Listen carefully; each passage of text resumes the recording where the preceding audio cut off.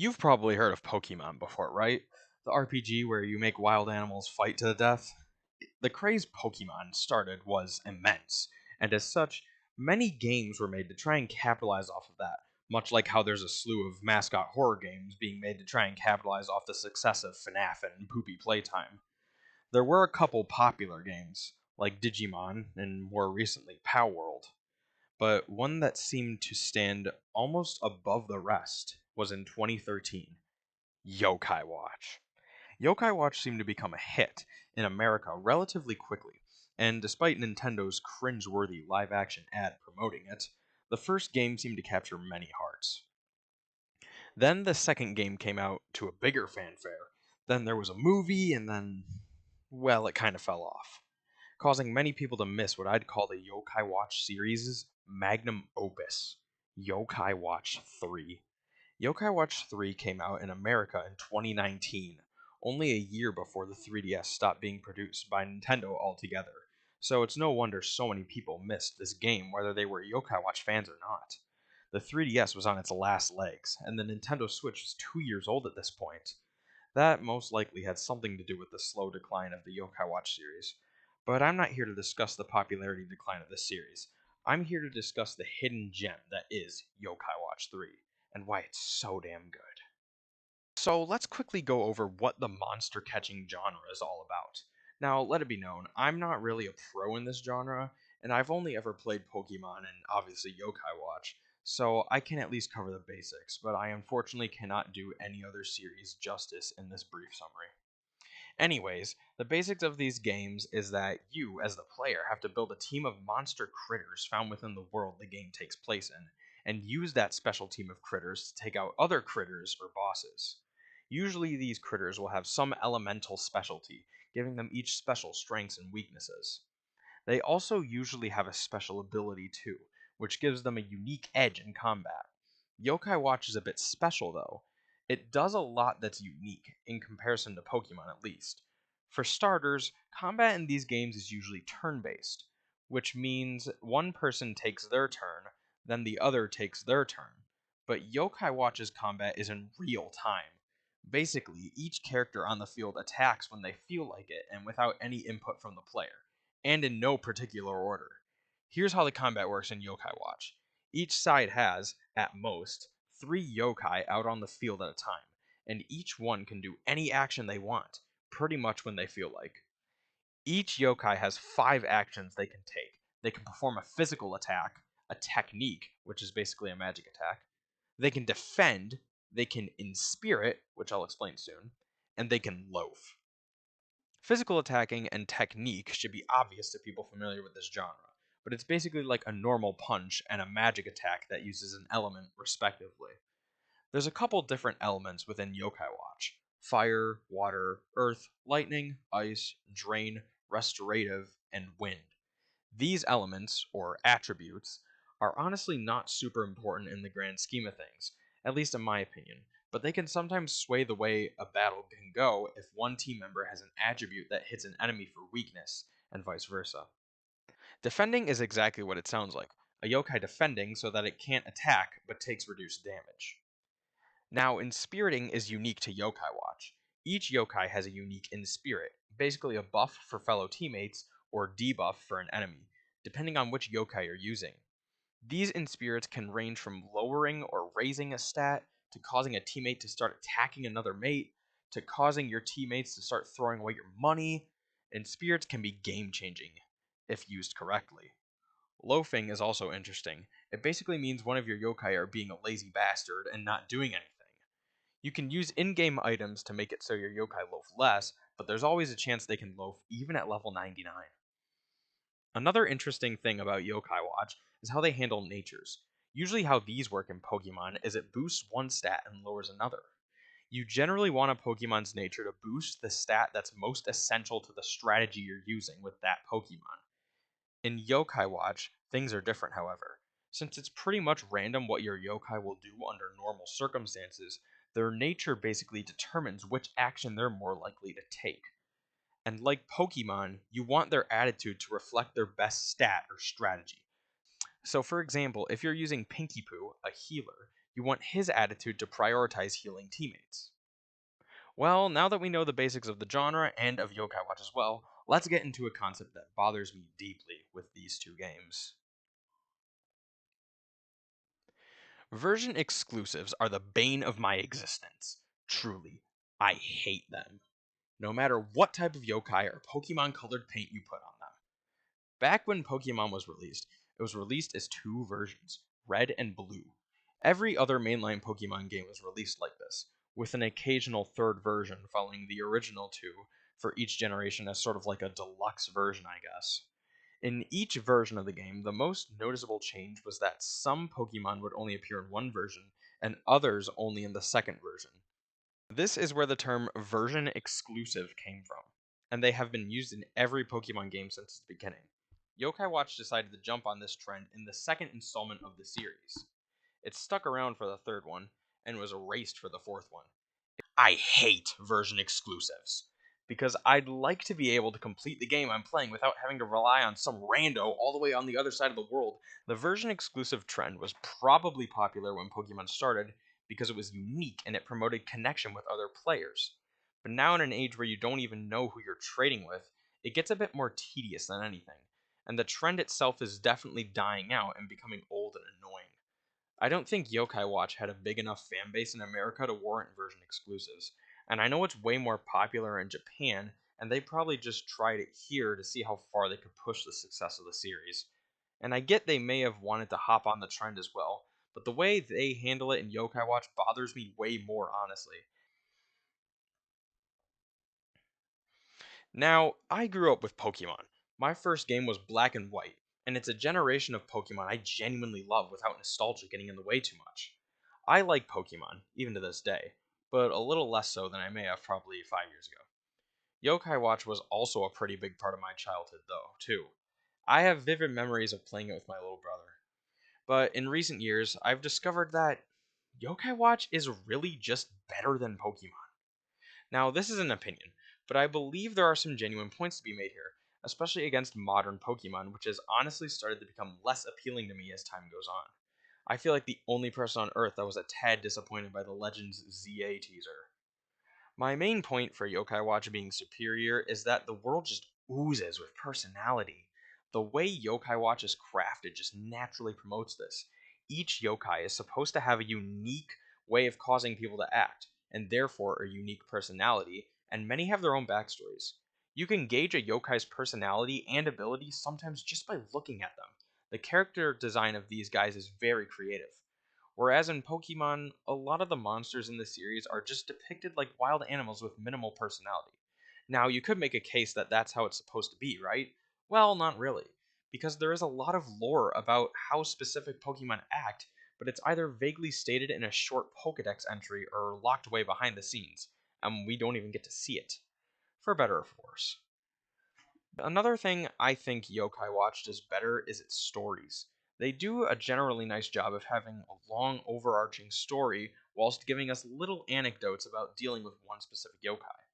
A lot of the game's stories flow chronologically with each other, and it stays fairly consistent between mediums. So, if you were to watch the Yokai Watch anime or read the manga, you would get a very similar story to what's depicted in the games. Then with Pokemon, it feels like each game is a self contained story, and there are times when some regions will make little appearances or get name dropped in other regions, but like, if there's a radical group of people actively making bombs and blowing up things in the Sinnoh region, you'd think that'd make major headlines across the world, right? I mean, that's literally terrorism. That's not to say Pokemon doesn't have any good stories, though. I really love the story of Black and White. Now, to Pokemon's credit, I do actually like their battling system a little better than Yokai's.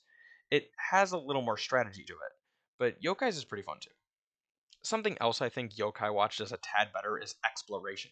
Once you reach the post game in Yokai Watch, you're pretty much incentivized to re explore every location, because over the course of the game, there are areas that can only be accessed by having an S rank watch, and you only get the S rank watch in the post game.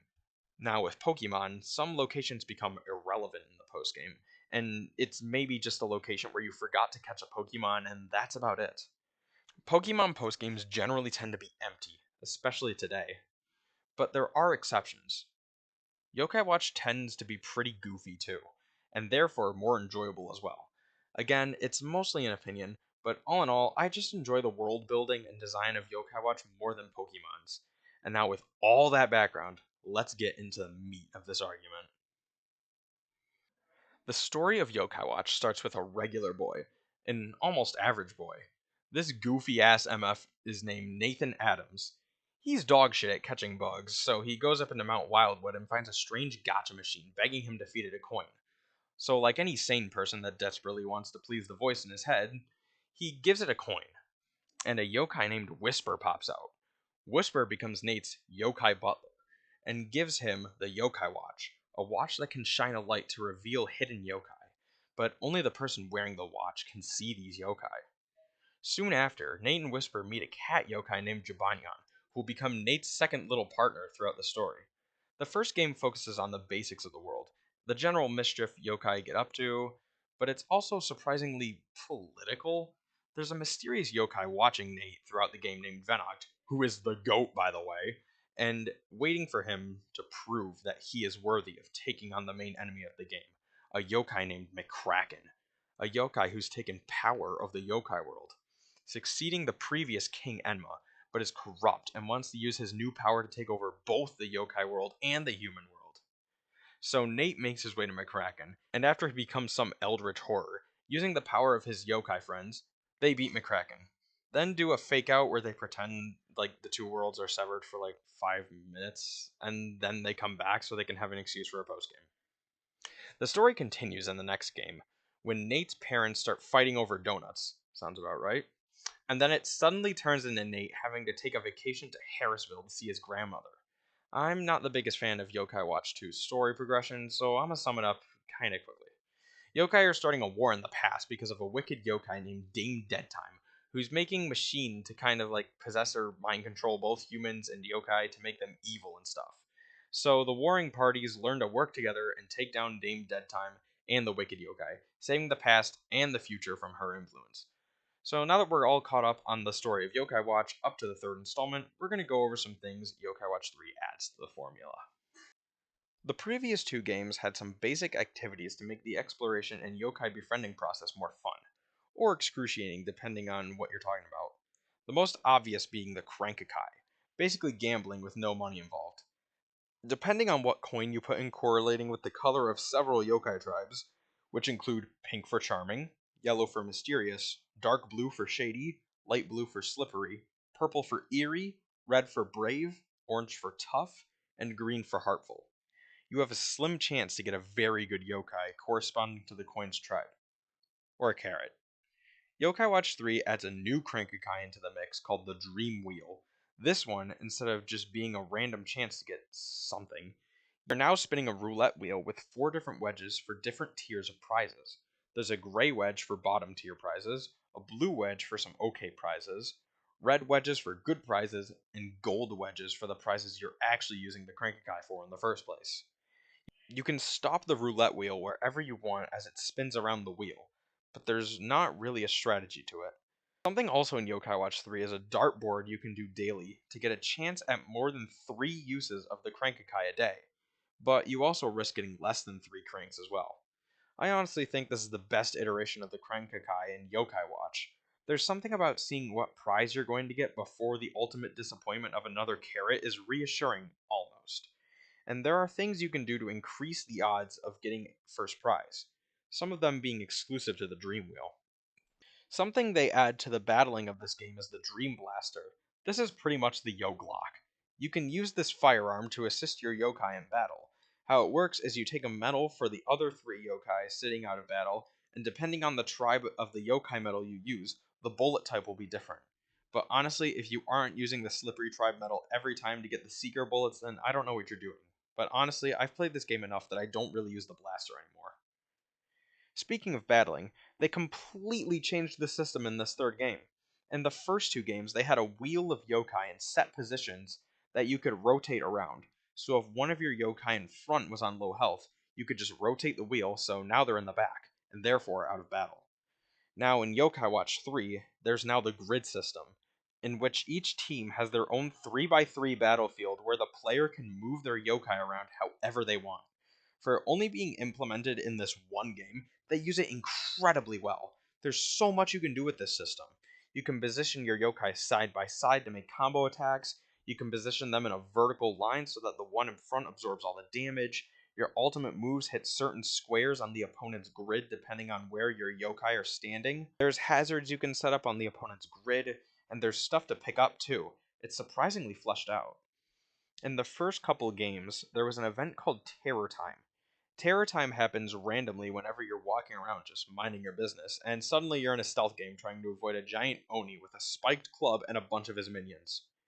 Yokai Watch 3 still includes Terror Time, and it's my favorite iteration of it too. The first game didn't display where the minions were looking on the 3DS's bottom screen, so it was easy to get caught. The second game did do this, I believe, but the orb collection system wasn't very good. Yokai Watch 3's Terror Time shows where each minion is looking, and it only has 10 orbs to collect in each Terror Time, I guess. But why am I talking about Terror Time if it's not new? Well, Yokai Watch 3 takes place mostly in a completely new country, which we'll get to soon. So they needed a new thing to introduce as a Terror Time stand-in, so they created Zombie Night. This is another stealth type game where your goal is to get to a specific building in the zombie-ridden town and ring the morning bell, which will transport you back to your world. We'll talk about this minigame more later, but all you need to know right now is that it's okay. A unique feature they added was auras, and you learn about this at the same time as the Dream Wheel. And what these auras are buffs that you apply to the player. For example, your befriending chance for yokai can go up. You can also increase your odds of getting first prize in both Crankakais. But these aren't free. You purchase these through Ghastly Fragments, which isn't really a new currency, but I guess it kinda is. Not sure. At some point in the story, you get access to a yokai named Originion, and his gimmick is special. You can customize Originion to your liking using cosmetics you can find in the open world. And you can also give him abilities and ultimate moves from your collection of yokai. You can even give them any name you want. There are some sections in this game that randomly throw you into a rhythm game. This is pretty random, and it's a small section of the gameplay, but I figured I'd talk about it since it happens like 3 times in the game's story. Just adds some extra ridiculous flair to the game. Now, in each Yokai Watch game, there's a medallium, a book that contains all your yokai medals. It's basically the Pokédex. However, something that makes it unique are some special pages in the back that require a certain combination of 8 yokai to unlock a legendary yokai that tend to be pretty strong. Shogunyan's the GOAT for real. But in this game, if you like these legend pages a lot, then you'll be happy to know there's a bunch more of them in the form of yokai circles. This is an app you can unlock a bit into the game that, like the legend pages, require a certain combo of yokai to unlock another yokai, or sometimes just an item. But it's still nice nonetheless to get more satisfying unlocks with this system. The final activity they add to the game is rafting minigames. A bit into the story, Nate builds a raft with his new friend to go down a river. This is used a couple times throughout the story, and I don't really have much to say about it. It's pretty inoffensive and gives the adventure a nice homemade feel to it, if that makes any sense. I'm sure I missed some little activities from this game, but if I didn't mention it, it's either later in this analysis or just isn't notorious enough to be mentioned here.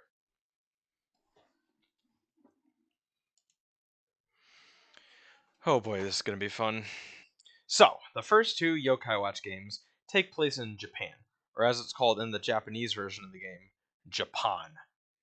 Now, the third game, as alluded to earlier, takes place in a different country, mostly anyways. And that country is America.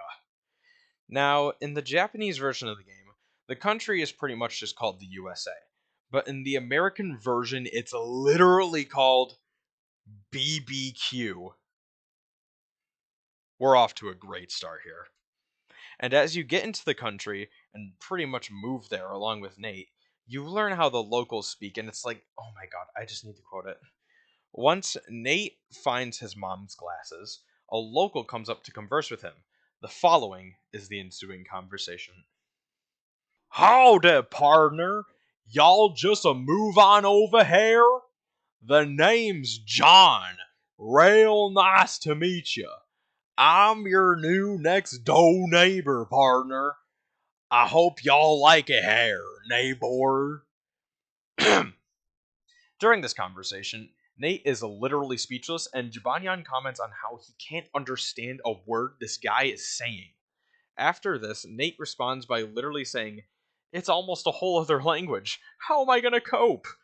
The next time Nate decides to be brave and talk to the locals, the conversation goes like so. "Yo need anything? Well, this piddly old thing, your son."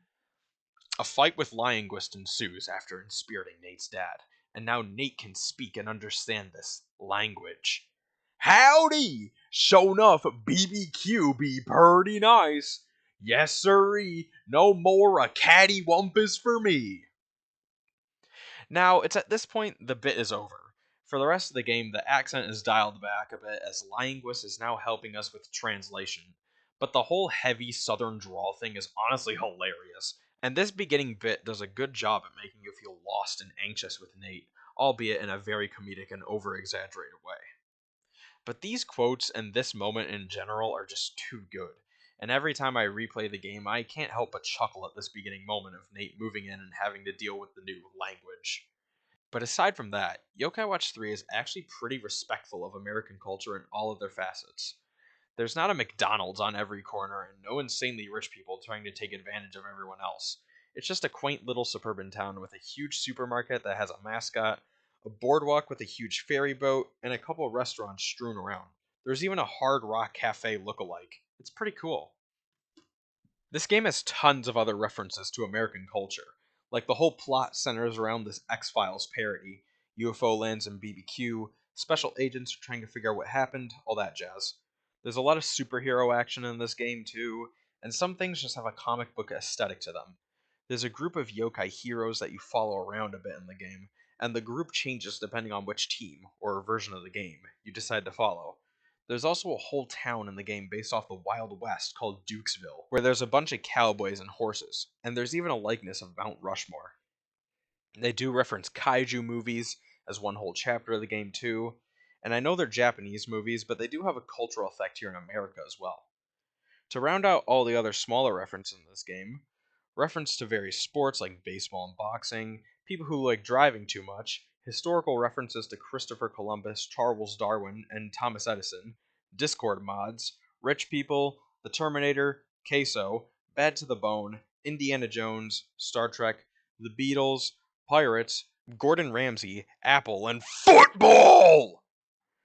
Alright, now it's time to finally get into the story of the game. It will be a summary, so I'm not going to go over everything you have to do to beat the game, but one of the main draws of this game's story is that it introduces a new protagonist to the story, Haley Ann, and both their stories take place during one another's. Until about halfway through the game, their stories intertwine. So here's what I'm going to do. I'm going to go over Nate's separate storyline first, then Haley's, and then I'll go over the rest of the game once their stories intertwine. Cool? Cool.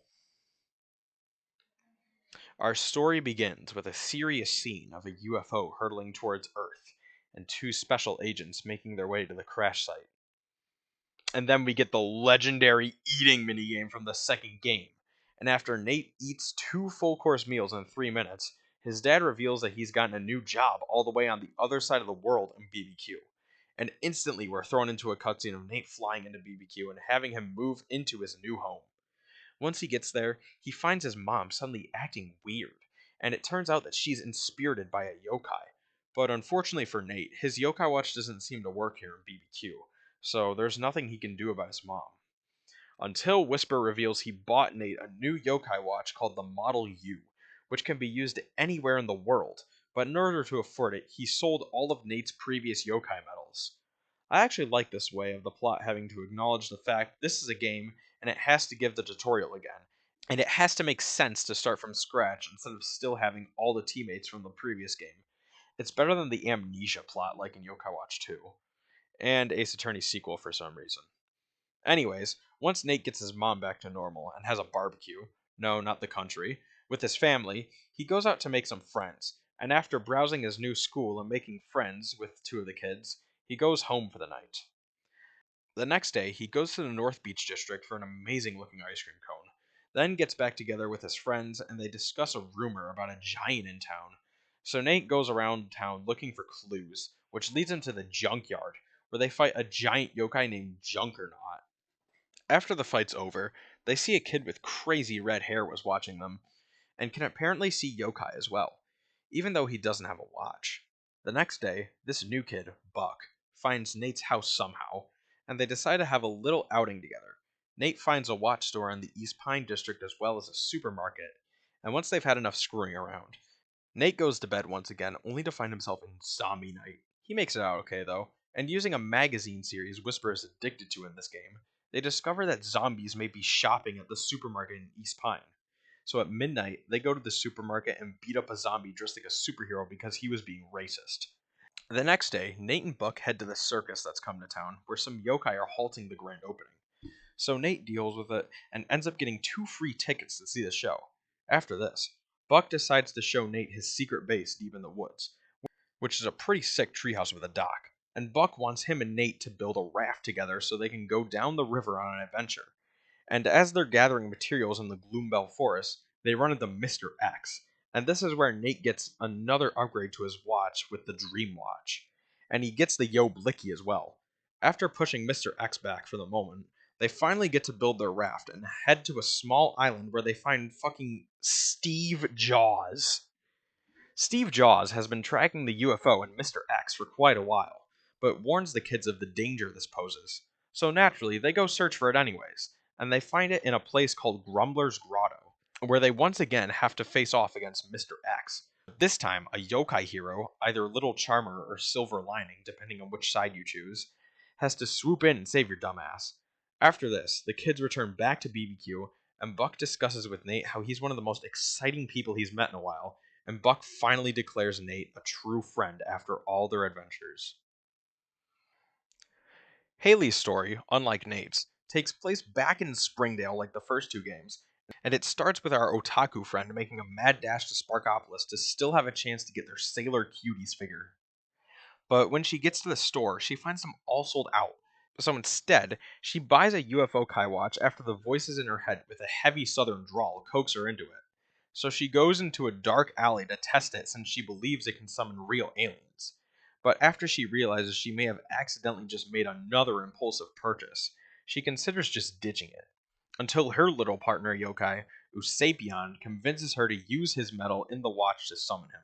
Once they get acquainted with each other, Usapion gives her the Sailor Cuties figure she wanted in exchange for her help. Usapion heard of a human with a yokai watch that was good at making tons of yokai friends and needs help finding someone named Dr. Hewley. I like the little reference to Nate here. Despite him being in a different country, we can still feel his presence, and it's interesting to hear how he's almost become sort of a legend to other yokai. So Haley agrees to help, and after doing a quick internet search, she finds that Dr. Hewley is currently in the Fortune Hospital at downtown Springdale. The reason Usapion wants to see Hewley is because, in his past life, before he became a yokai, he was Dr. Hewley's pet, and together they worked on building rockets. But when Usapion's corporeal life was ended in a rocket explosion, Dr. Hewley gave up on rockets, and now Usapion wants to get the doctor's dream of building a rocket back on track. So Haley and Usapion go looking for yokai to help them build their own rocket to inspire Dr. Hewley. And once they build and set it up, they drag Dr. Hewley to the top of Mount Wildwood to witness the launch. And the rocket does work, leaving Hewley somewhat impressed. But when Haley gives him the yokai watch so him and Usapion can meet once again, the doctor says he can't see anything and leaves. But before he can go, Haley stops him for a private conversation, confronts him about lying. Turns out, Dr. Hewley did see the yokai, but he wants Usapion to pursue his own dreams, so when the time is right, they can meet once again. The next day, Haley has the idea of opening a detective agency to help people in yokai alike with all their problems using the power of the yokai watch. After successfully finding a building for their agency, they get their first mystery from the owner of the Springdale watch store that there's some weird going on in Sparkopolis at night. And once they check it out, the place is a complete trip, with little mushroom characters wandering around called champies, and Haley gets to live some of her dream scenarios, like working as a maid in the cafe Made in Heaven, getting to dance on stage with Next Meowny, and meeting the Sailor Cuties. This is obviously all the work of a powerful yokai named Hokusai Kokusai, who traps people in these daydream worlds with everything they could ever dream of. After Haley, the Sailor Cuties, and a very confused Usapion beat the dude up, they're released from the daydream and have officially solved their sort of first mystery. The next day, Haley works on getting her agency known to as many people as possible by setting up a blog. And business is slow at first, but it starts to pick up a bit. When things quickly get put on hold when Haley discovers her young brother has gone missing. She goes across Springdale desperately looking for her brother, more out of fear that her mom will get mad at her than anything. And then in downtown Springdale, she spots him robotically heading down a manhole as if in some trance. Once Haley figures out how to follow her brother down into the Springdale underground area, she finds a group of mind controlled kids, including Joshua, her little brother, playing and having fun under a yokai named Slackerjack's control. Slackerjack wants the kids to forget about their responsibilities and worries, but Haley says mind control is too far and beats him up for it. Slackerjack lets the kids go, and Haley takes Joshua home safely, who was once annoyed with his sister, and now looks up to her after he believes he had a dream about her saving him from a monster. The next day, Haley gets three urgent requests at her agency. One is about replacing a robot model, another is about Meganion from the second game wanting to get fit, and the final is about Dr. Mattyman from the first game and three yokai turtle experiments he's working on. But Haley thinks these three quests are kind of boring for a place that's supposed to be a detective agency. But no matter, it's time to go watch Godzilla ripoffs. After Haley comments about how cool it would be to live a monster movie in real life, she actually gets that opportunity. As at the Excellent Tower in Springdale, a huge monster is surfacing from the water, and it looks like the three turtle experiments Matty Man was working on. It's then that Haley realizes that these boring quests can all be fused together to stop this monster. She takes advantage of Meganion's power to make things big, to pilot the robot model, and take down the Yokaiju. It's at this point in the story when Nate and Haley meet each other by getting invitations to a tour of Yapple Inc., the factory where the yokai watches are made. You do a couple fun mini games, Nate and Haley have a battle, and then suddenly, the host of the tour, Yapplebot, starts going crazy, and Nate and Haley have to shut it down. But once they do, it's revealed that that was supposed to happen, and this whole tour was a competition between Steve Jobs and, oh my god, Mark Orkerberg.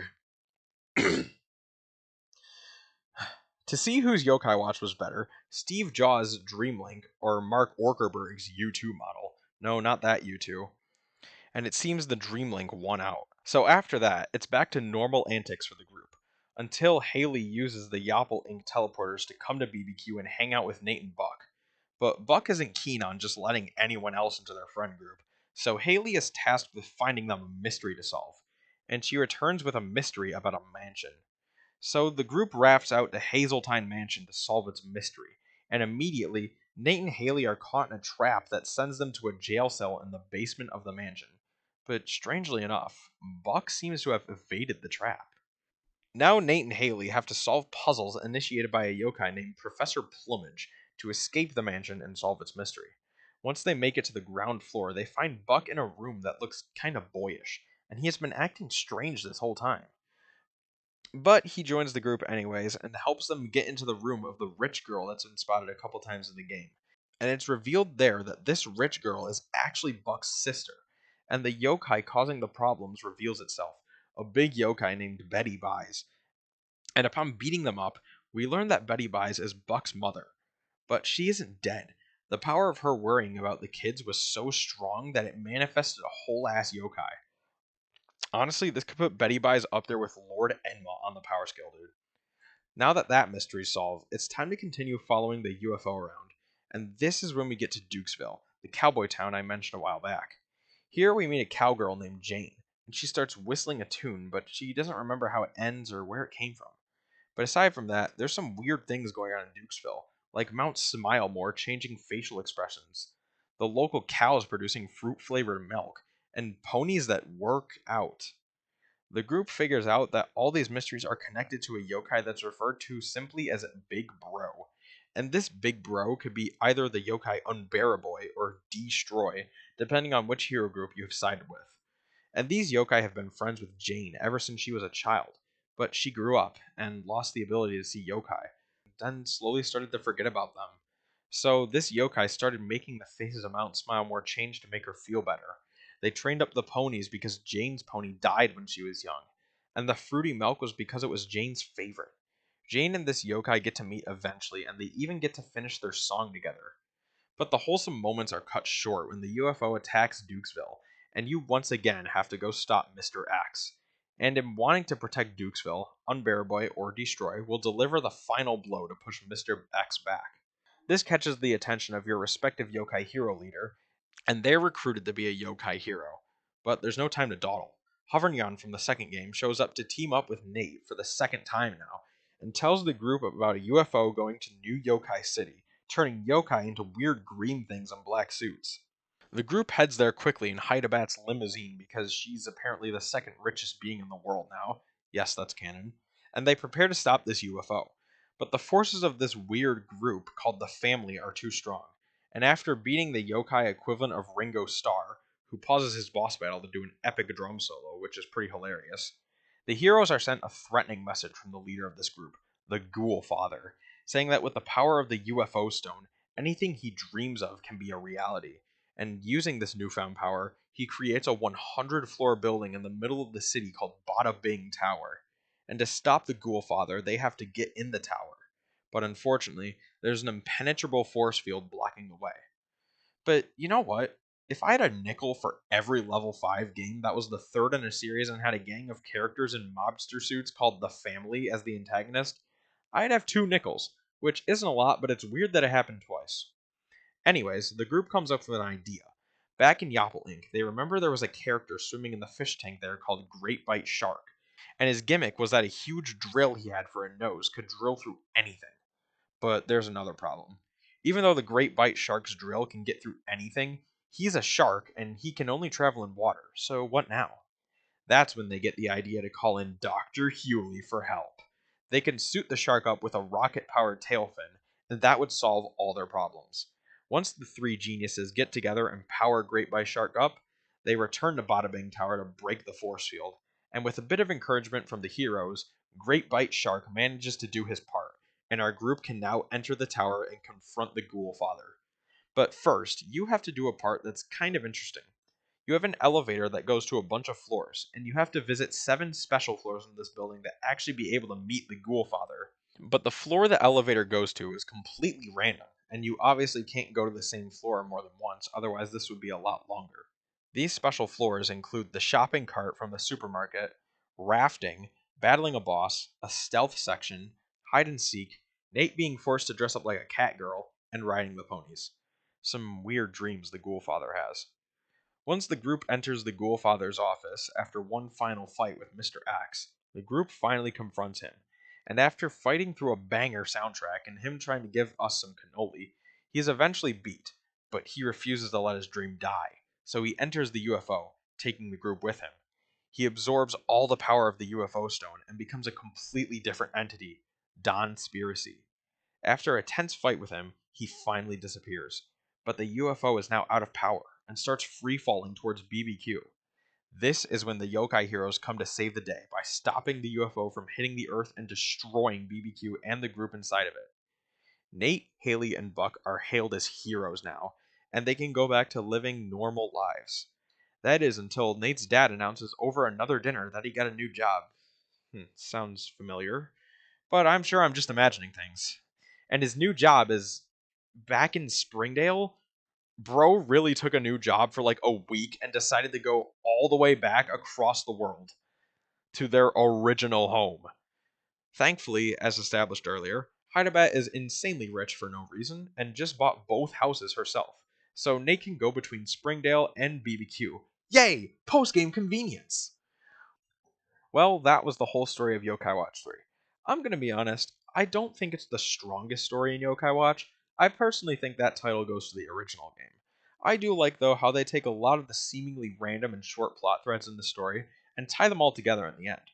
But it's okay that the main story isn't the best, because we're barely getting into this game. The post game of this game is literally just ginormous, and it's actually the bulk of this game.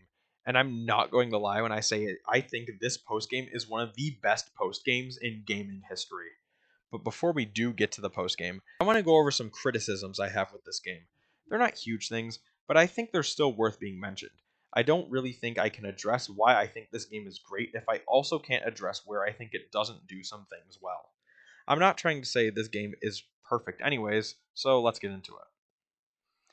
Now, this game was released in America in 2019 for the 3DS, as mentioned in the beginning. And that's important to know, because the Nintendo Switch released 2 years before that. Pretty crazy, it's already 2025, and it's still Nintendo's most recent console as of writing this. Anyways, why is that important? Well, obviously the 3DS is going to get barely any new games, and everyone's going to be hyped for the Switch, so no one's really going to want to play a new 3DS game because everyone's too busy playing Mario Odyssey. On the other side of the coin, you may have noticed I specified America when talking about the release date. That's because Japan actually got this game 3 years earlier than us, and in its original form, it was split into two versions, just like Yokai Watch 2, Sushi and Tempura. Then, at a later point, they gave it the Pokemon Platinum treatment and released the Sukiyaki version of the game. So, what we ended up getting over here was just one version of the game that was just the Sukiyaki version. Thank God. Now, in 2016, the Switch wasn't really a thing yet, but since it was getting harder for Level 5 to localize things, and the declining popularity of Yokai Watch in America, they were hesitant to release it for the West, but they thankfully did eventually, albeit a little bit too late. Because Yokai Watch games have a lot of functions and mechanics that utilize the 3DS's tech, like the camera and Street Pass functions, if you don't know what Street Pass is, basically if you pass someone in real life that also has a 3DS, you'll get a Street Pass notification, hence the name. Now, if someone you Street Pass happens to also have Yokai Watch 3, you'll get to fight their team in the Wayfarer manner. And if you Street Pass enough people, you'll get a chance to fight a yokai exclusive to the manor, Panda Noko. And also in Yokai Watch 3, Starry Noko for BBQ. If you're involved in the yokai community a little, you'll already know how infamous Pandanoko is for being one of the rarest yokai in the franchise, and it's because of this shitty feature. By 2019, the 3DS was falling out of popularity, and this game is currently super rare and expensive. So having these yokai locked behind a feature that was eventually going to become outdated is not good design because it hurts the longevity of the game. Now, Yokai Watch 1 did actually get a remake. It's only in Japanese, but if you have experience with the first game, it's not really a huge deal. And it fixes this issue of the 3DS's outdated tech and makes Pandanoko much easier to get. I actually got it myself for the first time ever during a story playthrough of all things. It was pretty crazy. Another thing they like to do is lock items and quests behind QR codes, which can be scanned with the 3DS's camera. This isn't a super huge issue because if you really dig deep enough on the internet, you can find pretty much every QR code you need and then some. The amount of time I spent looking for all those QR codes was insane, but they're there. I have a small issue with this.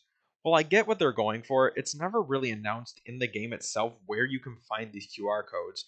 And even worse, some of these QR codes are mandatory for 100% completion because they have items that are either really, really difficult to get behind them, or they unlock a quest which couldn't be unlocked otherwise. Thankfully, once again, the Switch remake doesn't have any camera funny business, but it does have a scanner, which means purchase of physical items could be used to unlock things. Now, that's arguably worse than a QR code that you can find for free, but let's hope it doesn't go there too much if they make more of these remakes in the future, eh? Which they really should. A Yokai Watch 3 remake would go so hard, and it would make the game so much better just by getting rid of some of this outdated tech. The pacing of this game is something I also find a bit weird, but it's a bit specific for me. I think the pacing of this game on a second playthrough kinda sucks. When you first play the game, it's kinda hard to realize how many fetch quests you're doing in between actual story beats. And even during some of the chapters, you're begging for the game to actually get to the meat and potatoes. I actually have shied away from replaying this game on some occasions just because I think the amount of required fetch quests they make you do is a bit much. There is some action in between some parts, but I'm tired of having to see Mr. Box for some stupid treasure hunt every time I play the game. And I'm tired of having to deliver this fat ass cop his bacon pizza every time I play the game. And I'm tired of having to head to Anime Chum to do absolutely nothing of importance every time I play the game. This is pretty much mostly the first half of the game before Nate and Haley unite with each other. Once they get together, though, then it gets a bit more interesting. but I'd say it gets less fetchy by chapter 7 out of 10, which isn't very good. Now, I don't think this is a horrible thing for new players because there's a lot of witty dialogue to go with some of these, and it's some smaller, more homey adventures that I think the Yokai Watch series does best, which is why I like the first game so much. A lot of that story really is just some smaller slice of life stuff until the last two chapters, same as this game. I just happen to think that these adventures are less enjoyable than the ones in the first game. I mentioned Terror Time earlier. Terror Time is one of my favorite things about these games because it turns a sort of open world RPG into a stealth game. And it's always been a fun post game challenge to try and beat the three Onis: Gargaros, Ogreless, and Orcanos. So naturally for BBQ, they wanted to try and come up with something different. And we got Zombie Night. Okay, so Zombie Night is similar to Terror Time in that it's a stealth minigame where you try to evade zombies. However, you can fight back with some cartoony ass hammer and a bulletproof vest for some reason. Unlike Terror Time, however, this minigame only activates when you go to sleep in BBQ, whereas Terror Time kinda just randomly activates whenever you're walking around Springdale. There's different levels in Zombie Night, each with increasing difficulty where they add tougher zombies which are based off yokai until you eventually get to the final level, where you have to fight the final zombie boss, Hollow Guard. Now, on paper, this sounds fine. You even get rewards like Terror Time, but the execution is horrible. So let's compare real quick. If you beat Terror Time in Yokai Watch 3, you'll get a chance to spin the Oni Crankakai, which, based on however many Oni orbs you collected out of 10, will get a good reward and even a yokai. Some yokai are exclusive to this Crankakai, like Total Demon and Arachneval, and there's always a big menacing boss around that you can fight with your team. Now let's get into Zombie Night. The rarest reward you can possibly receive from this mode is a bad news item, which I already have way too many of from Blaster's Tea. We'll get to that eventually. You don't even get any yokai from this. Like, there's all sorts of cool zombie yokai that appear in this mode, like Zombie Jabanyan, Mangy Mutt, Dimmy, and even Snartle, but you can't befriend them or anything. You can't even fight them besides that one point in the story where you fight a single zombie yokai. Okay, well, whatever. What about Hollow Guard? I bet he has a cool boss fight, right? Nope, wrong. He just runs in a circle in the BBQ City Hall until you snatch an oversized key off his stupid back. Like, he has a spot in the medallion as a boss, but he doesn't have a fight? Ugh, so there's no reason to return to Zombie Night. There's no XP to gain from it, no yokai to fight or befriend. What's the point? There is none! You get an item in the post game called the Shambling Shorts, which is just a pair of zombie underwear that you can wear to bed to guarantee Zombie Night. I assume this was added to make the process of beating this shit faster. Now, as much as I hate the pointlessness of Zombie Night, it really isn't that big a part of the game, and unless you're going for 100%, you can just ignore it altogether once you get into the post game, and just sleep in Springdale. I don't believe I mentioned these guys too much when I talked about the story of Yokai Watch 3, but they get on my nerves a tad. Blunder and Folly work for an organization called the FBI, which does. Actually, I don't know what they do. It's not really important. I believe they kind of just investigate yokai stuff. How, I'm not sure, but whatever. They're kind of recurring characters in this game and pop up occasionally on Nate's side of the story.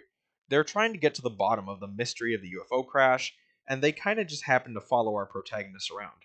They aren't major characters, they're more side characters. So, what's the issue? Well, my main issue is that you could remove these guys altogether and the game would not change a bit. It would honestly be better. They're super incompetent and don't work well together, and I guess that's the joke, sure. I mean, the one guy is literally named Blunder. But the game tries to make you believe they're doing some super important mission, and they work for this agency trying to get its hands on some anomaly, but they don't do shit. Like, the game literally says at one point they get schooled by some fifth grader when they try to take a piece of the UFO stone. Aren't these grown adults working for a secret agency? Where's their memory erasers or tasers or some goofy cartoonish semblance of a firearm? Then they make this very unceremonious appearance at the very end before the fight with the Ghoulfather, somehow, and just hilariously end up getting brainwashed into members of the family in like a second. They just make my eyes roll. And the runtime of this game could be cut down by like 30 minutes if they weren't in it, and I think that would be a benefit for everyone. Now, this may seem weird to some Yokai Watch fans, as these games and other monster catching RPGs do tend to have some grindy nature, but I promise you, this isn't my first rodeo. As I said before this section, the post game is a huge chunk of this game, and it's one of the longest post games I've ever played. But some of that is attributed to the fact that some of the events in this game have insanely low chances of happening. Items have near impossible odds of dropping, and some yokai are notoriously difficult to befriend, some even requiring items that you can only get one of a day. I don't mind long post games. I actually want more games to start implementing super long post games like this game does because it adds more longevity to a game. And if there's two things you want your game to have, it's good replayability and good longevity. But I don't want it to feel like I'm actually going to be playing and working on a post game forever. What are some examples? Well, a recent example that happened to me, I was trying to complete every quest, and I was missing one, and I needed to get one of the extra fancy that magazines to unlock it. And this particular one was unlocked in the Hazy Lane, a path you can go down to get rewards and possibly yokai. Basically, you want the path to be as long as possible. The longer you make the path according to the choices you make, the more rare and lucrative events you'll come across. One of the events on the Hazy Lane happens, I want to say, 6,000 meters in, where you can find 3 Mimikins stuck in the mud, and they'll give you the fancy that among other items. I don't know how accurate that is, but that's the basics of it. Basically, you need to hope you get this event in the first place and hope they actually give you the magazine. And you can only do the Hazy Lane once a day on top of that. So if you miss it or don't get far enough, it's waiting time for you, bud. It took me quite a bit of days to get this item, and when you're only turning the game on just to get one item so you can do an easy 10-minute quest, it's a bit tedious. Another example that happened recently has to do with a yokai this time. The yokai in question being Camellia. The most consistent way to attempt befriending her is to go into the final dungeon of the Enma Palace in Blaster's T, which is an extra long dungeon consisting of 45 floors you have to explore. Every 5 floors having to fight a boss. Again, we'll talk about Blaster's T later, but to make it brief, the lower you go in the dungeon, the harder it gets. And if you die, you lose all the treasure, money, and yokai you befriended, and you have to do it all over again. And these floors are not quick. You want to maximize your treasure and befriending. So chances are you're spending at least maybe 4 minutes on each floor that doesn't have a boss. That's already 2 hours of gameplay right there if we're talking about this 45 floor dungeon. And this is one of the more tame ones in terms of length. Some are 60 floors long. Now back to Camellia. She was someone I was interested in putting on my team, so I took a crack at the dungeon. I was actually surprised to find myself getting past more than half the bosses of this long ass dungeon on my first try, and I eventually made it past the 8th boss of the dungeon. This was when I started finding Camellias. Now all I needed to do was befriend one and get the hell out of there. Against my insanely low odds, I was excited when I got the chance to befriend her. I schooled the befriending minigame, and I was excited to beat the dungeon and take Camellia with me in just one fell swoop. So I get to the 9th and final boss and lose instantly. I was pretty upset. I didn't even use an aura, and I had more than 30 rare treasures on me, and more important to me, my sweet Camellia. Anyways, needless to say, that was the end of my play session for the day. But I had sunk about 2 hours into that dungeon only to make no progress in the game whatsoever. And you could say this is a problem with Blaster's T in general, and I'd agree. It's in a lot of other games, and artificial difficulty is never good. But once you make it to the post game, most of the dungeons in this game are easy enough that it's not really a problem. Not the important ones, anyways. These are just some examples of how hard it is to accomplish some of the tasks in these games. Once again, though, I want to reiterate that I'm not opposed to grinding. To any non gamers who don't know what grinding is, it's basically saying, I want to win this race. So you train up for it only to realize you're a snail and your opponent is Usain Bolt. Anyways, I'm not opposed to grinding.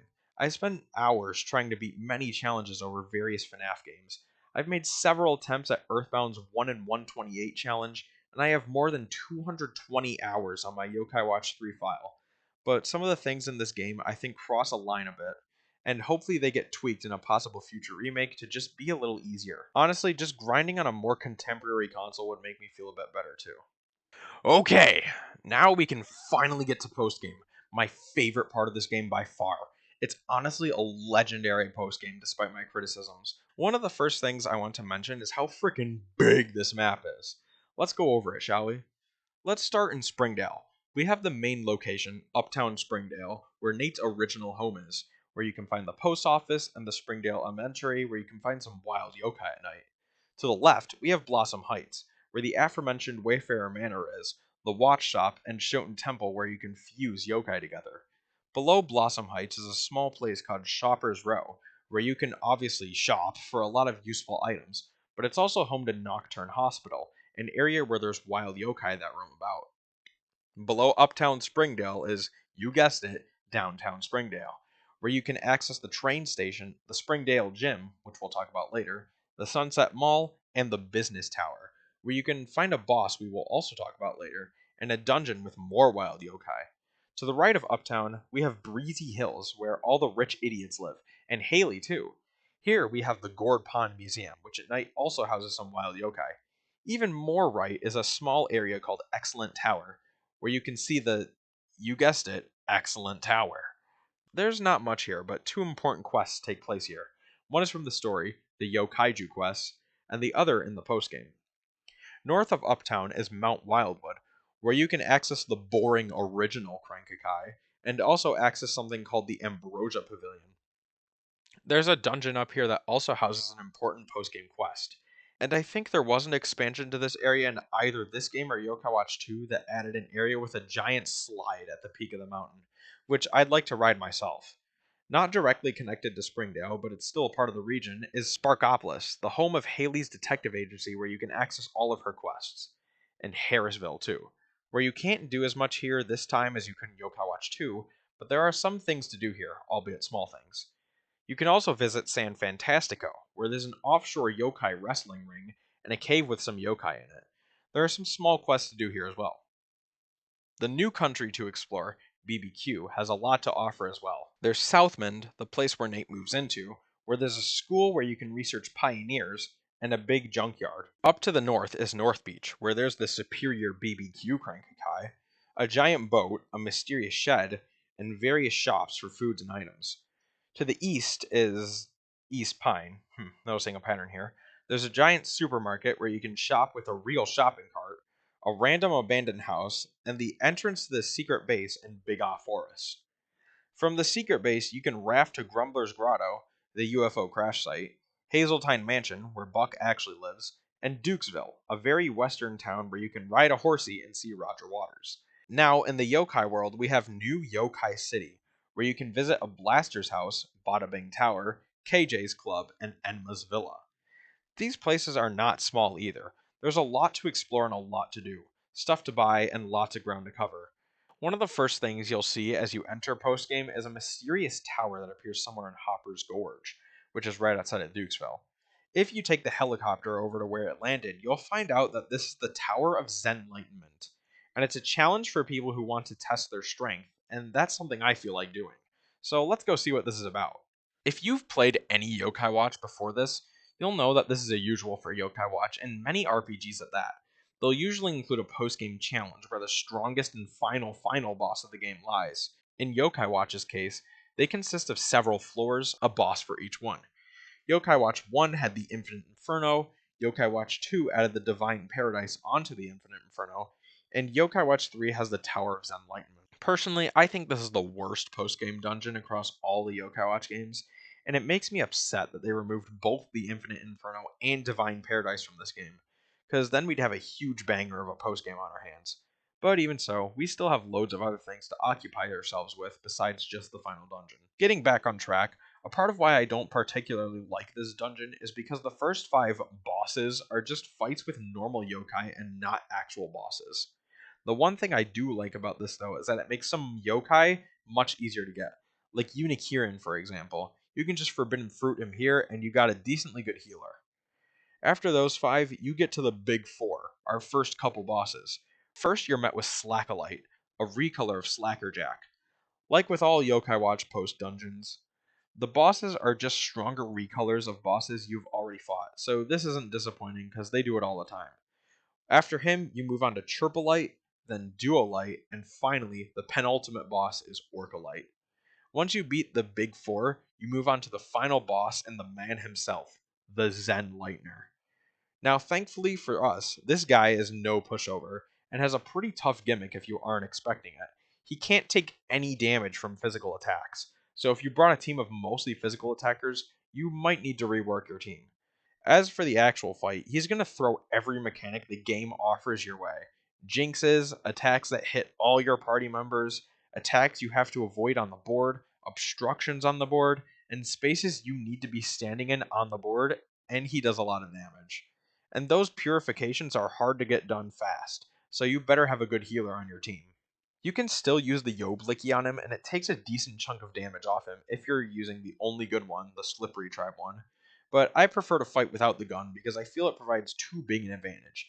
And if your team is pretty good, you should have no problem doing it without the blaster.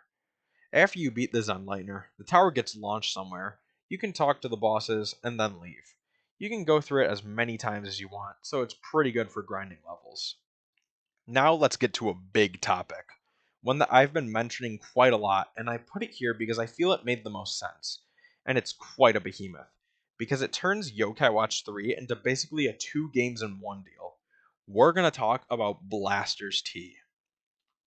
Some of you who know Yokai Watch 3 may be confused as to why this is in the post game section, because you actually get the quest to access this mode pretty early into the game. I think about Chapter 3 early.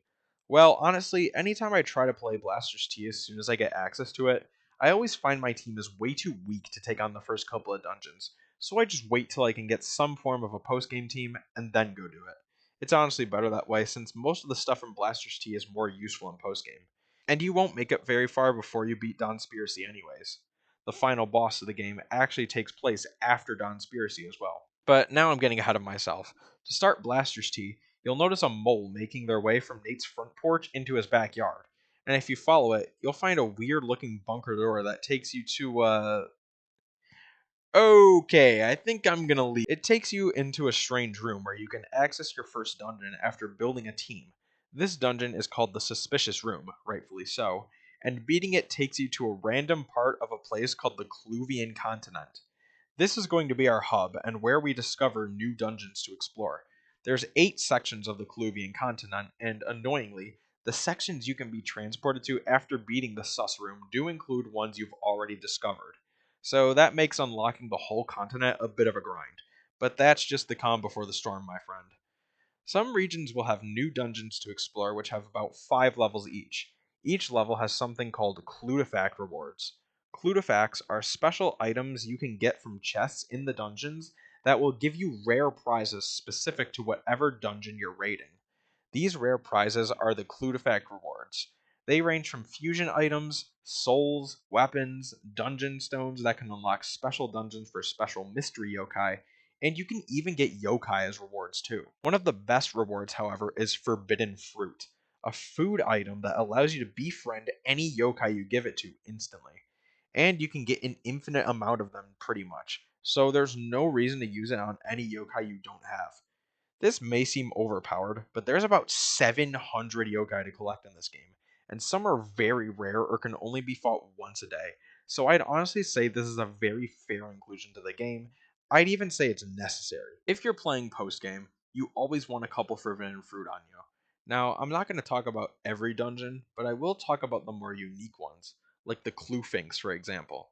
The Clufinks is a special dungeon that has 3 parts to it: 2 paws and a mouth.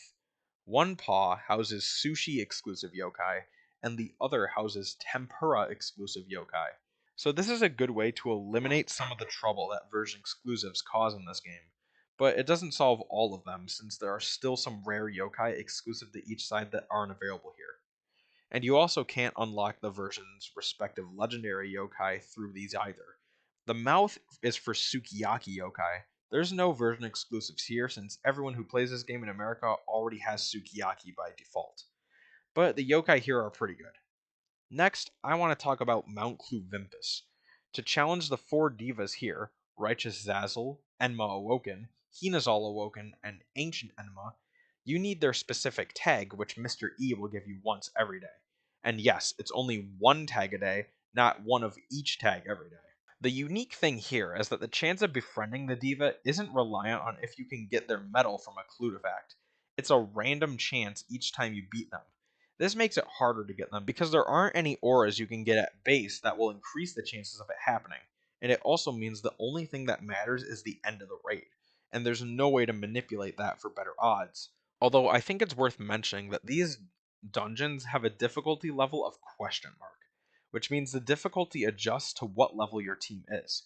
If you want to make it super easy to get through, you can go to the green box at your home base, open your inventory, and put all your weapons and armor in there, effectively lowering your team level. Then you can enter the dungeon and put all your armor back on, and the dungeon will be a breeze. This definitely makes the grind faster, but I'm not sure if this affects the odds of befriending them in any way or not, though. One more thing I do want to talk about are the Cluvaliths. You can find these in every region of the continent, so that means that the areas without dungeons do actually have a use. There are some rematches of certain bosses from the story, and beating each one will give you a trophy specific to them that boosts a stat or mechanic for your raids.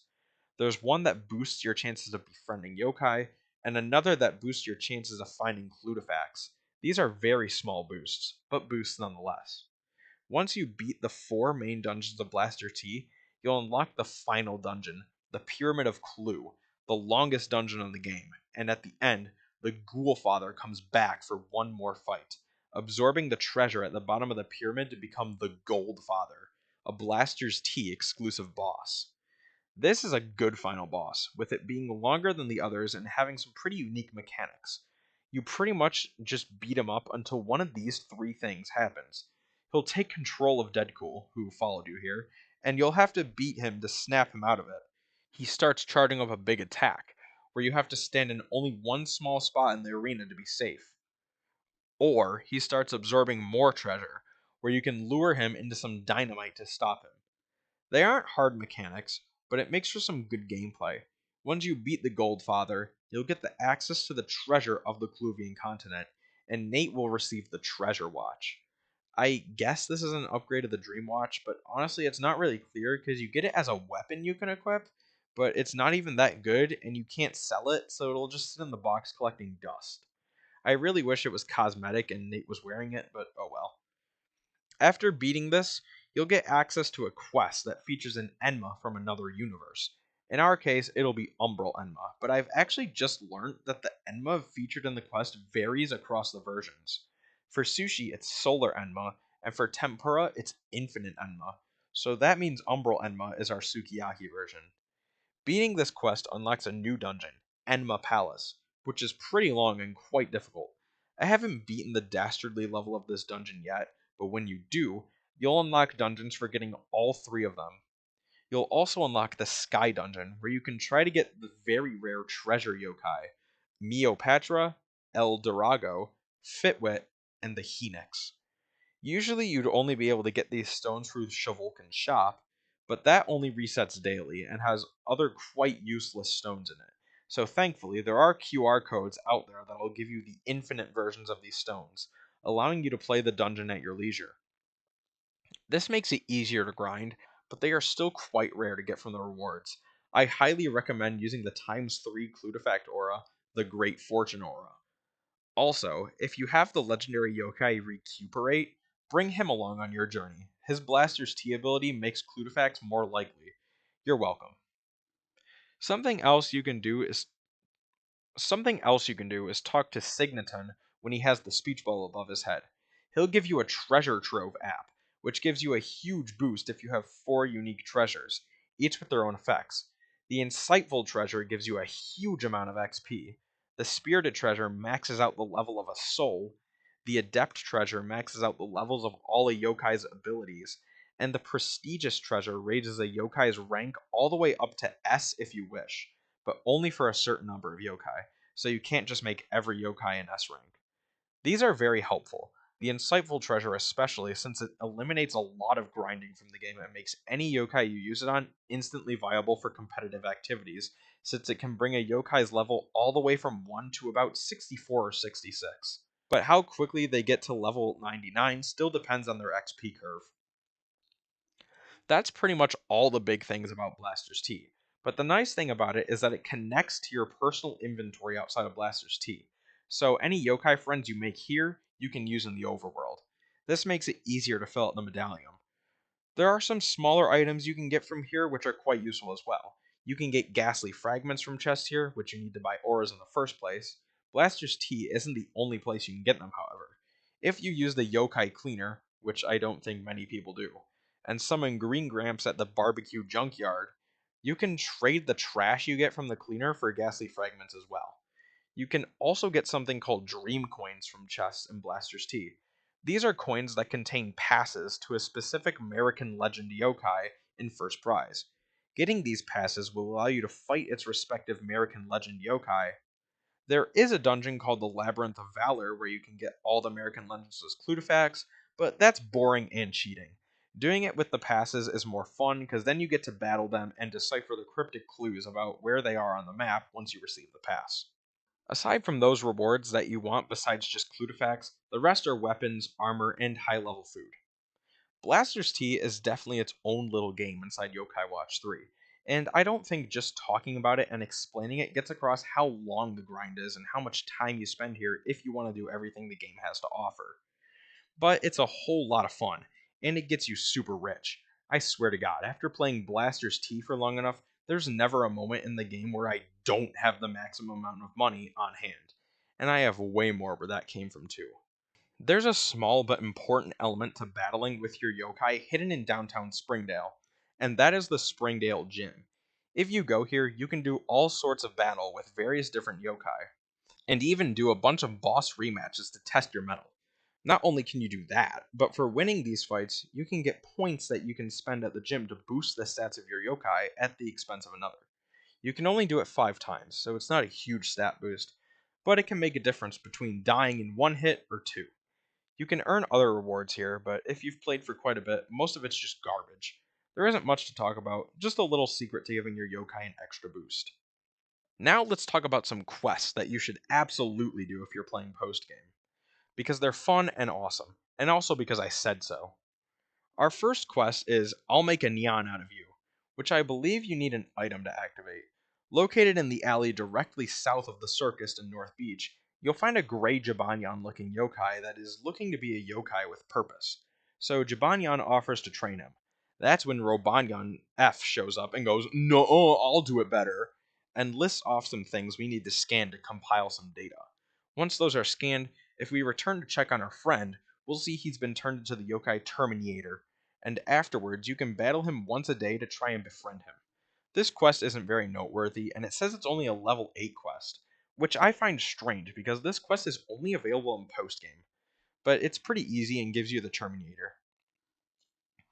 Our next quest will be the Old Lady and the Sukiyaki Trade, where you find Dame Deertime, the nice version of the final boss from Yokai Watch 2, and the wicked yokai just wanting to make a living with their sukiyaki restaurant. But they're being outclassed by all the other restaurants in the new yokai city, so you have to help them find ingredients to make the perfect sukiyaki. Now, I'll go over in more detail how to get all the wicked yokai from this quest in another video, because each time you find an ingredient, the respective wicked will become your friend instantly. However, I do have to mention that other quests may have to be beaten to find the items you need, such as an infamous example, the Fascinating Forest Festival. Oh my god, this quest has to be the most infamous one in Yokai Watch history. It is one of the most tedious quests ever, and it sucks because it's all because of artificial difficulty. To be brief about this quest is about rumors of a weird mushroom festival. So you meet a mysterious person named Madame Mushroom or something, and every time you do, you'll get an oddball toadstool. To fully complete this quest, you're going to need about 40 of these. That means you need to encounter her around the giant map 40 separate times. Luckily, you can manipulate this by room resetting. If you're a Yokai Watch veteran, you know what this is. This means moving in and out of a specific area over and over until what you want spawns. Best place to do this for this specific quest is right here in front of North Beach's City Hall. Once you get 40 of these things, you need to find several different NPCs across the entire map and give them these invites. These NPCs are not exclusive to just BBQ either. They're in Springdale too, and even the Yokai world. Better yet, there is absolutely zero indication of who these NPCs are. No bubble above their head, and no arrows pointing towards them. So if you were doing this without a guide, you would have to talk to every single NPC you came across. And not all of them are humans either. They could be a yokai or an animal. It's an absolute flop in game design, but honestly, I think the absurdity of it makes it a little less wounding, and I can't help but feel the utmost sorrow and respect for the poor soul that had to figure all of this out. I can't explain this whole quest by myself, so I'll link a guide by Yokai Watch pioneer Abdallah Smash below in the description. Anyways, back to the Sukiyaki store. Once you find every ingredient, McCracken from Yokai Watch 1 will come over and fight about how they're being run out of business because of this new Sukiyaki. Wise words ensue, and I think they fall in love. Not sure. Anyways, that's the quest. It's a pretty basic fetch quest made harder with artificial difficulty by being vague. Our next quest is going to be, is this real or just a fantasy? And this is probably the first quest you'll be met with in postgame, because I'm pretty sure Whisper is the one that gives it to you right in your bedroom. That doesn't sound PG out of context. Anyways, this quest is about going back to Springdale Elementary after being away from friends for like a week, and it suddenly gets turned into a monster movie that the yokai, the directator, is shooting with a new yokai in tow to help him out, Kowalanyan, who has the bizarre power of making everyone's face super realistic and intense when he boops his nose. This is definitely a reference to how scary koalas look when they're drenched in water. And aside from that, you even get to boop Koala Nyan's nose yourself on the touchscreen, which is cute. Now, despite this quest being level 55, I'd say the subsequent bosses are quite difficult for that level. And even if you're about 5 or 10 levels over and just scraping the surface of postgame, these guys can still be a real challenge. So the bosses of this quest are Narwhale, which is the first phase. Then he turns into this absolute nightmare fuel abomination named Whale Man. There's just something wrong about a whale's head on a human body that has rock hard abs. Anyways, these guys are technically two separate bosses, but in the quest, it's just the same boss with these two forms being the different phases. As mentioned previous, the first form is Narwhale, and he's barely the worst part of this fight. The worst thing he does is jinx every active yokai at once while doing damage, but other than that, he's just a basic boss. But Whale Man is when things get tough. He has a unique bubble attack where you have to pop the bubbles with your target, but if you let them hit your yokai, they get turned into fish, rendering them useless for a painful 10 turns.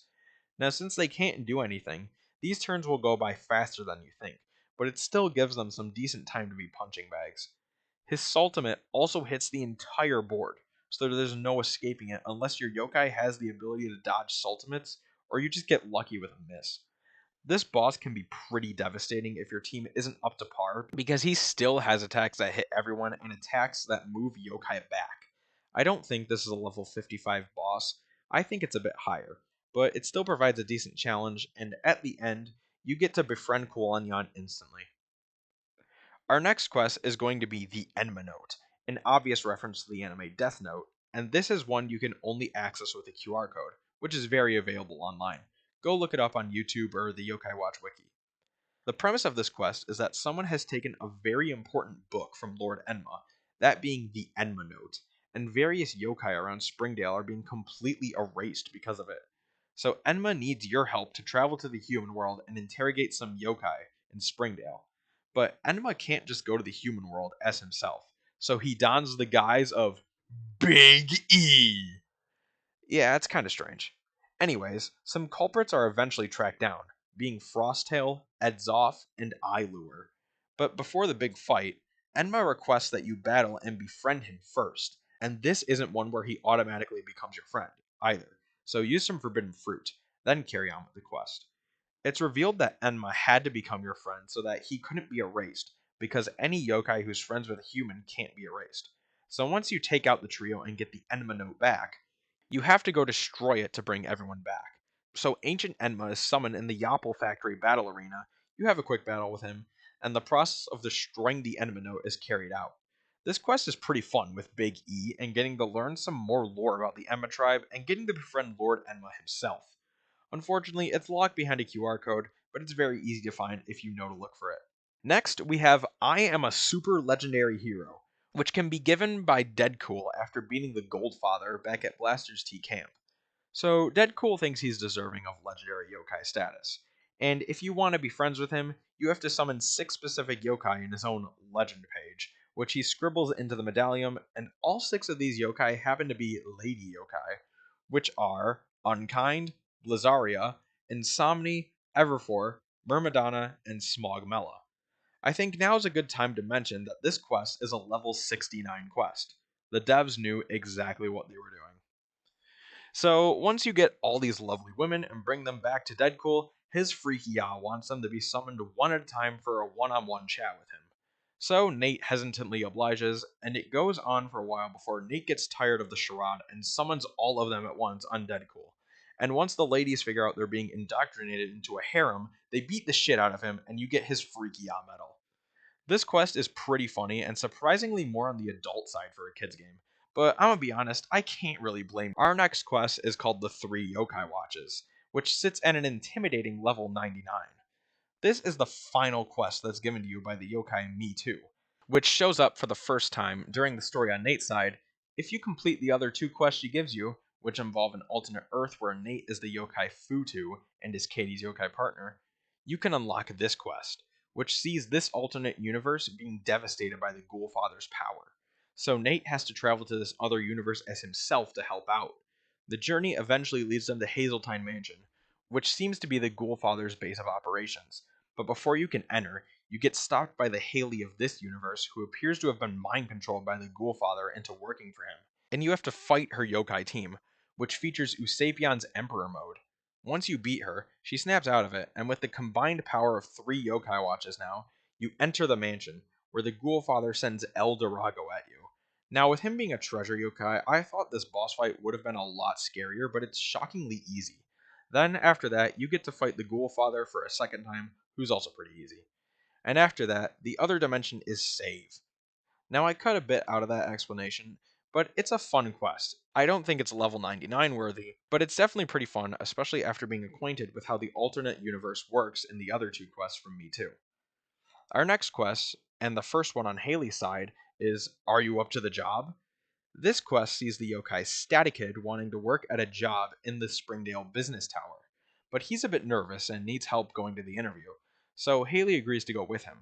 Now, to actually get into the business tower at midnight, you're going to need help from a yokai named Mr. Sandma, and this yokai is quite infamous for being hard to get. Now, again, I'll go over how to get him in a separate video because it's a bit of a long process, but once you do get your Mr. Sandma, you go to the top and see the interview is being done by the yokai Hinozal. And after going through some interview questions, with Haley jumping in and stealing the thunder, Hinazal thinks Haley gets the job now and he wants a battle. Now, this boss fight is pretty tough, because this is a level 80 quest, and it will take some trial and error because Hinazal has a move that summons an unbreakable barrier, and he heals all his health when it's done charging. After the battle, Hinazal is impressed, but Haley explains the misunderstanding, and Statikid still manages to get his job. However, it seems Hinazal isn't quite done with Haley yet. This quest is pretty cool, although tedious to set up with the whole Mr. Sandma business, and features a challenging fight that has a sick theme song. The continuation of this quest is called In Your Dreams, Hinazal vs. Jaws, and it sees the yokai In Journalist wanting to interview the 2 legends, Hinazal and Steve Jaws. So once you get the 2 together, In Journalist does his thing, one thing leads to another, and now you're battling a much more powerful form of Hinazal, Hinazal Awoken.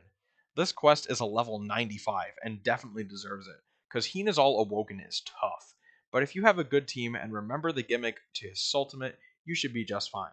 After the battle, Hinazal is once again impressed, and this time he gives you his medal. This quest is a pretty fun follow-up, although I'm gonna be honest, I really don't like In Journalist. He's annoying and his design is okay, and his power is kinda but a Hinazal fight is always fun and challenging, so I'll take it. Our next quest is Jessica and the Mysterious Blue Cat.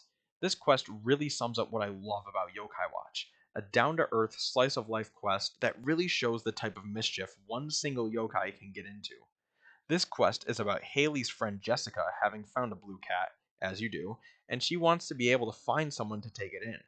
But this cat happens to be the yokai Nyanzis II, but of course only Haley can see that.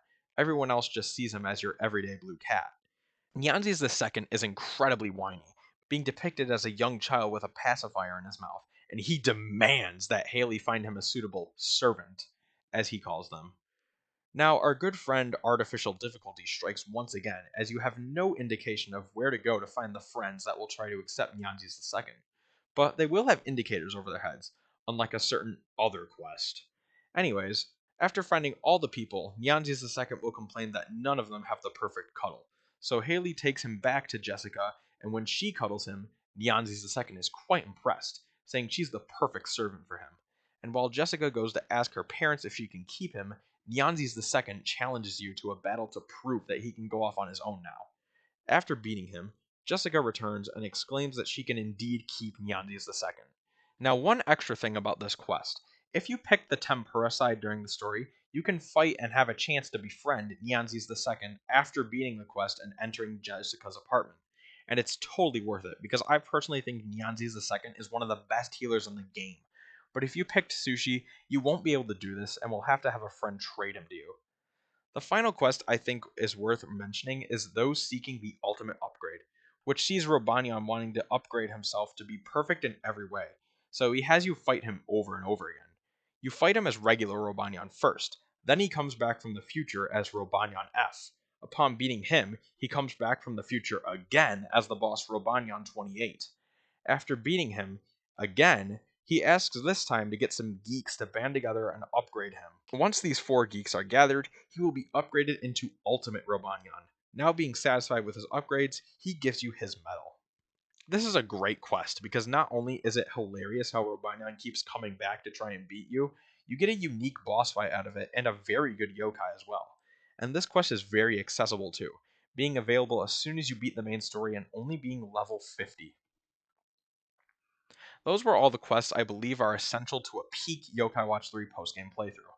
But there are so many other unique and wacky quests I skipped over that are pretty fun as well. But we'd be here all day if I talked about every single one, so I just picked the ones I personally liked the most. Hopefully now you see why I think Yokai Watch is better than Pokemon. It just has a lot more depth and soul put into it, in my opinion. All the yokai have their own separate stories and personalities to explore. But I've been dancing around one thing this whole video, and I wanted to give some time to explain my love for this game before unveiling the opinion bomb I'm about to drop on the Yokai Watch community. I don't think Yokai Watch 2 is good. I probably just upset a lot of people there, but let me explain myself. I've heard that Psychic Spectres is the most liked game among the community, so I decided to try it out for the first time about a year ago at this point. And I want to say that there is some cool stuff in this game. I'm not going to completely shit on it. There's some cool stories and yokai, but I ultimately think this game fails completely from a gameplay standpoint because as a monster catcher RPG, it's not good. Why do I say this? Well, let's compare the amount of version exclusives between Yokai Watch 3 and Yokai Watch 2. Yokai Watch 3 has a total of 16 total version exclusives, and this is combining the totals from Sushi and Tempura, so for each version there are 8 completely exclusive yokai on both sides. There are also 5 yokai that you can only unlock by having save files from previous games on your 3DS, and 2 that you can only get for getting a digital version, which today is impossible. But for a game with about 700 yokai, that's not that bad. Now for Yokai Watch 2, between the two original versions, we have 26, so 13 between each version. And with the release of Psychic Spectres, they added some extra yokai that you can only get in that version while doing nothing to remedy the fact that some yokai are completely locked behind another version, like Yokai Watch 3 does with the Cluefinks and its different dungeons that give other players some access to yokai they normally wouldn't be able to access. There is, however, another layer to this. There's an area in Yokai Watch 2 called the Mystery Way, which I personally have never experienced, but when trying to build a team, I was annoyed by the amount of times it came up as a barrier in my efforts. In order to unlock the Mystery Way, you have to link another version of the game with Psychic Spectres. So even if you choose the Bony path, you'll still need to link the actual game up to unlock the Bony Spirit's path. Now, this being said, I don't know if the respective paths offer yokai exclusive to the game, so it could bring down the count of version exclusives, but I still think it's a very crappy way of doing so, because whichever way you do it, these yokai and others are locked behind what is essentially a paywall. At the time this game came out, you would most likely have to pay $60 just to access more content of the game. It's like paying for a DLC that isn't a DLC, and popular yokai like Gargaros and Orgulus are locked behind this feature. And unlocking Orcanos is even worse because you actually need to own every version of the game and link them all together to even unlock him. This is where Yokai Watch 2 fails for me, because out of the 398 yokai this game offers, there are at least 16 yokai and just game content in general that are locked behind having to pay for other games. And there could be more that I'm not aware of. At least in Yokai Watch 3, there are so many yokai that the ones that are missing don't even seem relevant, and you can build a great team without them. In Yokai Watch 2, there's some popular and high value yokai locked behind these features. No doubt there's some great content even without those yokai or expansions, but it's still a crappy thing to do to people. Another problem I had when playing Psychic Spectres was that a lot of the quests didn't seem very accessible to me. There were a lot of quests I was finding in postgame that had super high levels, and I failed miserably trying them or had to redo them multiple times. And since I wanted to see the new content, I tried my best. These in particular were, I believe, the quests that involved Infinity and unlocking Garagara Land. I suppose that could be a skill issue, but if they are that difficult, perhaps they could be locked behind completion of the Infinite Inferno first. That I think would be more reasonable, because going into postgame with level 40 yokai and immediately being offered level 70 quests is a pretty steep difficulty curve. I think Yokai Watch 2 has an intense difficulty curve in general, though. Yokai Watch 3 is also guilty of this at times too, like with the aforementioned Whale Man fight, and when Haley is given access to her quests, right out of the gates, you're hit with a level 70 quest too. Now, granted, there's no fighting for this quest. I believe this level was given because the items you need for its completion are all over the map, and they'd take until postgame to find them all. I believe Yokai Watch 2 has a similar quest with the Gordpon Museum curator. So to sum it up, I believe Yokai Watch 3 is superior because of how well it utilizes the sheer size of its medallion despite the exclusivity of some yokai, and it's more accessible overall. And you may remember me saying this earlier, but I don't really like the story of Yokai Watch 2 either. It feels a bit too random up until the end.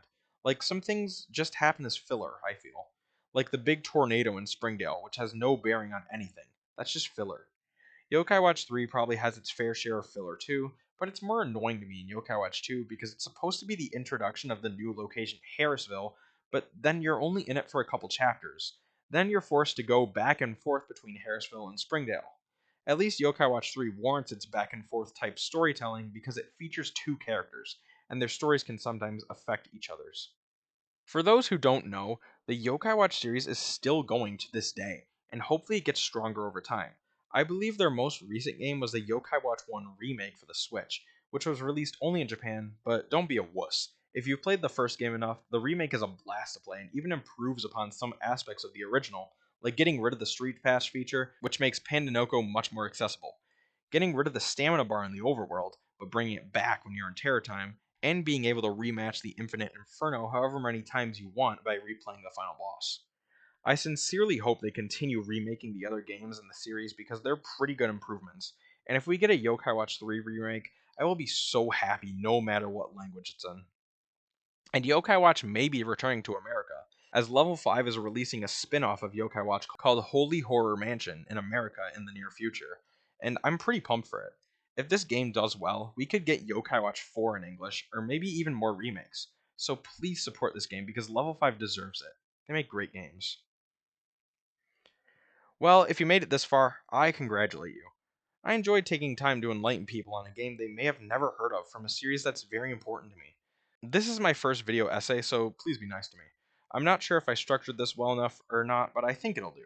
If you have a 3DS laying around, I highly recommend trying to find a copy of this game and playing it for yourself, because it really is very good. Although you may need to resort to jailbreaking because copies of this game are, well, they aren't cheap. I was lucky to get mine in a time where the rarity of it hadn't been fully realized yet. If this was your introduction to the Yokai Watch series, it's been scientifically proven that anyone who hasn't touched a Yokai Watch game in their life are actually cursed to be virgins till the day they die. You don't want that to be you, right? Go play one, even if it isn't the third one. And if you don't mind dying a virgin, you probably have about 350 hours in Pokemon Scarlet and Violet, in which case I find it baffling you're here to even hear this message. Well, this has been fun. but it's not the last of Yokai Watch 3 on this channel. Just for the fun of it, I plan to make a tier list of how every yokai from this game stacks up in terms of power, going through each tribe one at a time because doing them all at once is a lot, and I still have some grinding to do in my own game. But this already took long enough to make, so it won't be for a while. Yokai Watch 3 is genuinely a great game, and I mean, I've spent 5 years playing it, and I keep coming back to it over and over again. It's just so big and so captivating. And all the yokai you can choose from, I mean, there's a lot of cool yokai. The options are really endless. So, yeah, this has been a great talk. I hope you guys enjoyed. And I can't wait to make more Yokai Watch 3 content in the future. See ya.